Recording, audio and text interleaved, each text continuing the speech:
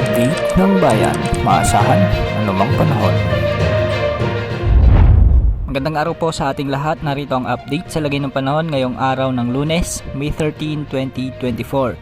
Sa ngayon ay ang dominanting weather system na lamang na nakakapekto sa bansa ay ang easterlies na siyang magdadala ng maliwalas na panahon at minsan ay maulap hanggang sa may kalat-kalat na pag-ulan sa ilang bahagi ng ating bansa. Ngayong araw nga, posibleng makaranas ng mga malalakas na pag-ulan lalo na pagsapit ng hapon o gabi ang maraming lugar sa Luzon at Mindanao.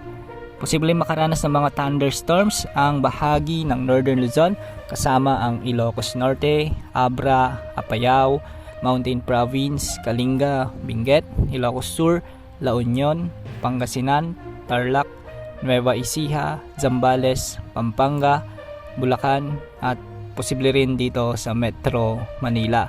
Posible ring makaranas ng mga pagulan ang Cavite, Rizal, Laguna, Batangas at ang Occidental Mindoro.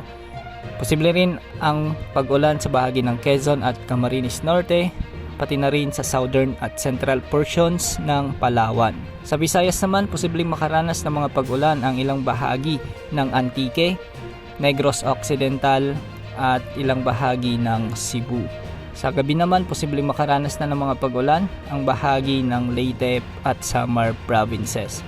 Sa Mindanao, posible namang makaranas ng mga pag-ulan ang malaking bahagi ng Zamboanga Peninsula at ng Soc-Sargen, kasama ng Bangsamoro region. Samantala, may nakikita pa ring cloud clusters o kampol ng mga kaulapan sa malayong silangan ng Mindanao at ito ay isang intertropical convergence zone na posibleng pagmulan ng mga sama ng panahon gaya ng low pressure area at bagyo.